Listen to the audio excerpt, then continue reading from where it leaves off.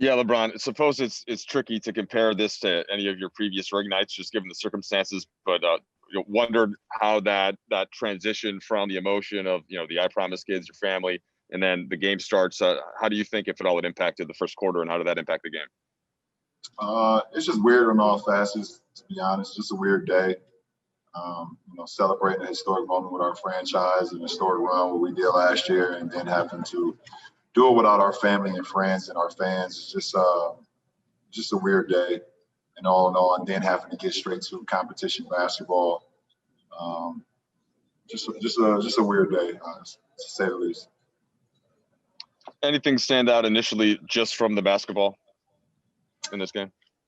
Well, obviously, we didn't play to what we wanted to do in the first quarter, and then came out like gangbusters and hit us in the mouth, which was perfectly fine. We was able to withstand that, get back into the game, make a game out of it, and they did a good job of closing the third quarter out and kind of spreading that lead, and we weren't able to get back into the game after that. But this game one, it's the first test for us. We literally been together for 9 days as a full group. We got some returning guys, but we got a lot of new pieces that's going to play a big role in our success this year. So we look forward to watching the film tomorrow and get better from tonight. Dave.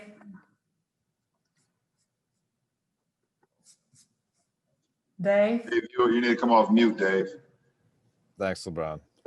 You called it a weird day, but certainly when we saw you walk away from center court holding the ring, marveling at the details of it, did you get an appreciation for it? There's a ton of references to what you guys went through last season. 17 amethysts for the 17 championships, 9.95 carats for 95 days in the bubble. Could you speak about the ring? I mean, it was just a culmination of what we've been through, in 2019 to 20. So many ups and downs, a lot of adversity, just so many storylines and so many things that happen, both good and bad, for our franchise. For that to cultivate the whole season, bringing it into all one moment, to be able to celebrate that moment with my teammates and our franchise.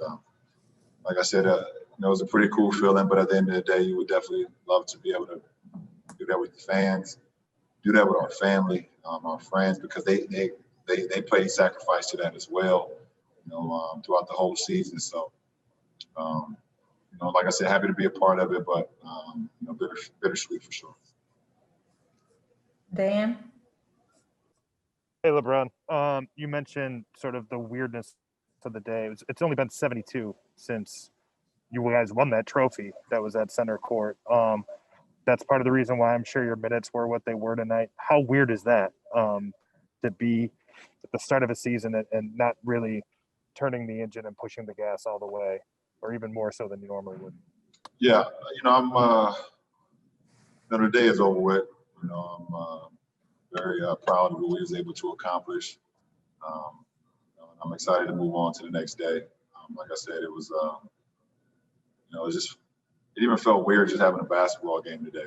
For me personally, probably for a lot of other guys, but I'm happy we was able to get our foot underneath us. Happy we was able to get back on the floor. We know, what this season is going to, entail, but now we can move on. We can move on from last year's season. It was a hell of a run for us in 1920, but now we can focus on 2021. So, look forward to that.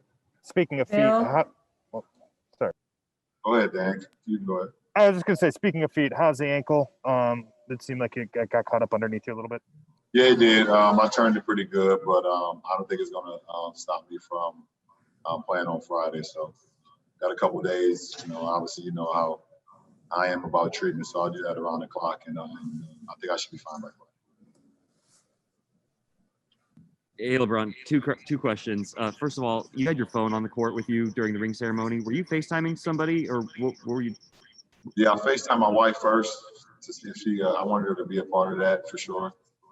She didn't answer the phone, and then I FaceTimed my mom, and my mom answered, and I showed my mom what we were doing at that point in time, even though it was on television. I kind of just wanted her to be a part of it in the best way, shape, or form of her actually being there. So I was on the phone with my mom all the way up until the ring started to go, and I could kind of pay attention to my teammates and see what was going on the jumbotron. But that was a pretty cool feeling for me personally.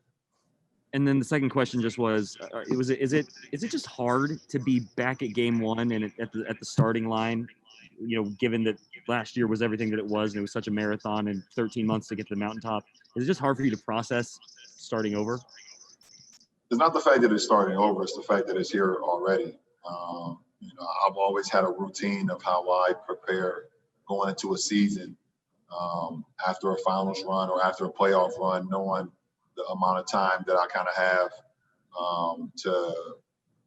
for my body, for my mind, for the team that we're going to be. And it was just so much uncertainty of when we're going to start the season, how we're going to start the season. Is it going to be December? Is it going to be early December? Is it going to be Christmas? Is it going to be January? Is it going to be all these other things? And then boom, December 1st training camp, first game of the season is happening on the 22nd. So it was just a lot. I can't even sit here and lie to you. It was too much to kind of grasp. But we're in it now. Like I said, I'm happy today is over with, and we can focus on the season. But it's just a lot. It's a lot to process. Okay, last two questions. Kyle Bloom. Hey, LeBron. Frank has talked about, he wants to make more conservative decisions with you and AD, especially just in this early part of the season. You checked out with about 8 minutes left or so. Can you imagine some situations in the next couple of weeks where, the Lakers are trying to reduce your minutes and make sure that you're staying safe, but you also feel like you might want to go into a game? Yeah, that's going to be it'll be a balance. And obviously, coach decided me to, coach, and my trainer, Mike, decided to hold me out those last 8 minutes.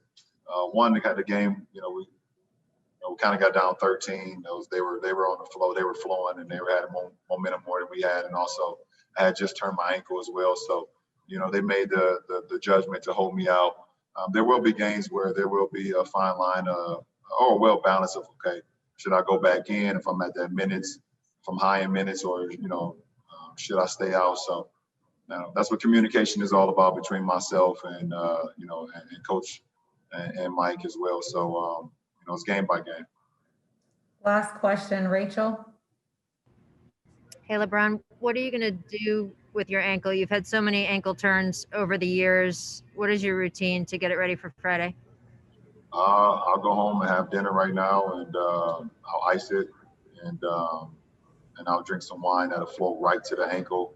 Probably the best recovery I can have. Important.